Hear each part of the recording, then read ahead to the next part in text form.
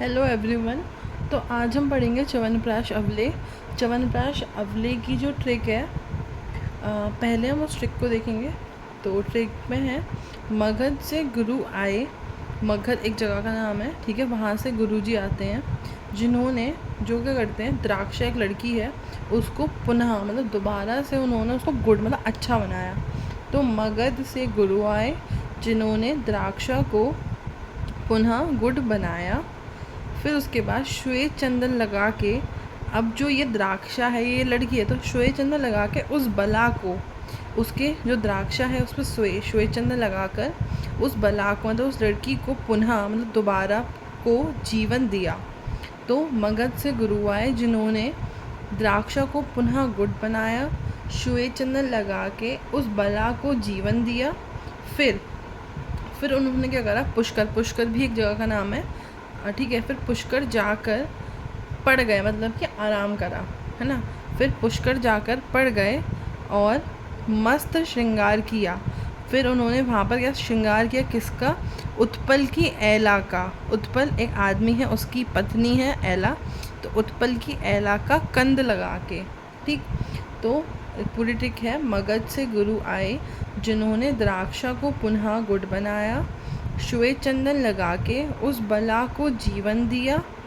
फिर पुष्कर जाकर पड़ गए और मस्त श्रृंगार किया, उत्पल की एला का कंद लगा के, ठीक है। तो इसमें मगध, तो मगध से आ जाएगा मगध मतलब पिपली, से गुरु से आएगा अगुरु, गुरु आए जिन्होंने द्राक्षा, पुनः से आएगा पुनर्नवा, गुड़ से आएगा गुडूची, श्वेत चंदन से श्वेत चंदन, फिर श्वेत चंदन लगा के उस बला को जीवन दिया, जीवंती, ठीक है। फिर पुष्कर जाकर, तो पुष्कर पड़ गए से आएंगे पढ़नी, तो माश पढ़नी और मुद्ग पढ़नी, ठीक है। फिर मस्त श्रृंगार किया, तो मुस्ता श्रृंगार से कर्कट श्रृंगी, किसका? उत्पल की एला का, तो उत्पल और सूक्ष्म एला, ठीक है। फिर उसके बाद फिर मस्त श्रृंगार किया उत्पल की एला का, तो मुस्ता कर्कट श्रृंगी उत्पल एला, ठीक है। अब इसमें हमें जो याद रखना है वो है शटी, विदारी कंद लगा के, तो विदारी कंद, फिर काकनासिका, फिर वासा, ये तीन तो हमें एक्स्ट्रा याद करें। फिर उसमें जो हमें पहले से पता ही है, दशमूल वाले लिखेंगे हम, बृहद पंचमूल और लघु पंचमूल, तो वो आपको पता ही होगा, ठीक। बृहद पंचमूल में क्या आता है? बिल्व, अंगनीमान, श्योनाक, पाटला, गंभारी।